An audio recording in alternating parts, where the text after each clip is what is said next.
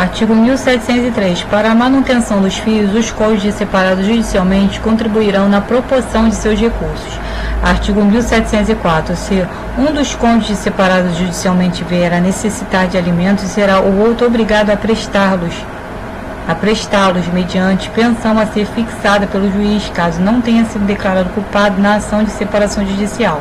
Parágrafo único. Se o cônjuge declarado culpado vier a necessitar de alimentos e não tiver parentes em condições de prestá-los, sem aptidão para o trabalho, o outro cônjuge será obrigado a assegurá-los, fixando o juiz o valor indispensável à sobrevivência.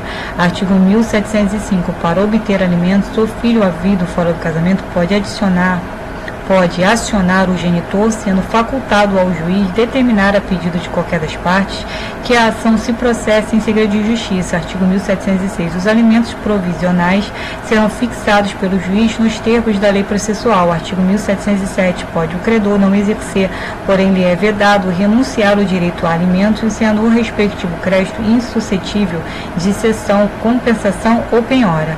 Artigo 1708. Com o casamento, a união estável ou concubinato do credor, cessa o dever de prestar alimentos.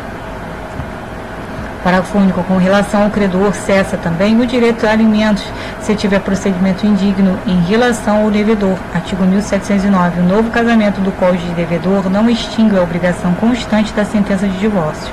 Artigo 1710. As prestações alimentícias de qualquer natureza serão atualizadas segundo o índice oficial regularmente estabelecido.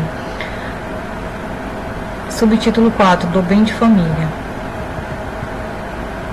Artigo 1711. Podendo os cônjuges ou a entidade familiar, mediante escritura pública ou testamento, destinar parte de seu patrimônio para instituir bem de família, desde que não ultrapasse um terço do patrimônio líquido existente ao tempo da instituição, mantidas as regras sobre a impenhorabilidade do imóvel residencial estabelecida em lei especial. Parágrafo único. O terceiro poderá igualmente instituir bem de família por testamento ou doação, dependendo a eficácia do ato da aceitação expressa de ambos os cônjuges beneficiados ou da entidade familiar beneficiada.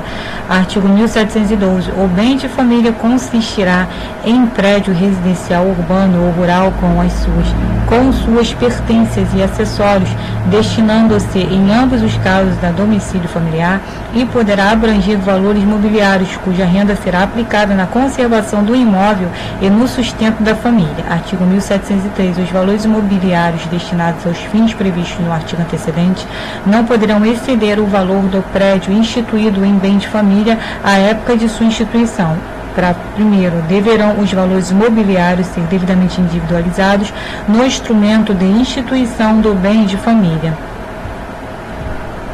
Parágrafo segundo. Se tratar de títulos nominativos, a sua instituição como bem de família deverá constar dos respectivos livros de registro.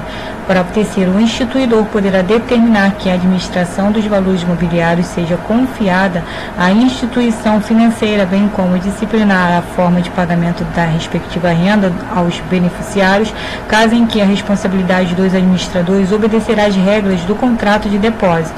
Artigo 1714. O bem de família que é instituído pelos cônjuges ou por terceiro constitui-se pelo registro de seu título no registro de imóveis.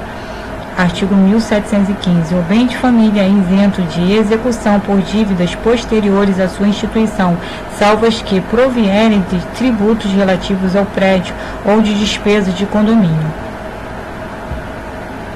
Parágrafo único. No caso de execução pelas dívidas referidas neste artigo, o saldo existente será aplicado em outro prédio como bem de família ou em títulos da dívida pública para sustento familiar, salvo-se motivos relevantes aconselharem outra solução a critério do juiz. Artigo 1716. A isenção de que trata o artigo antecedente durará enquanto viver um dos cônjuges ou na falta destes, até que os filhos completem a maioridade.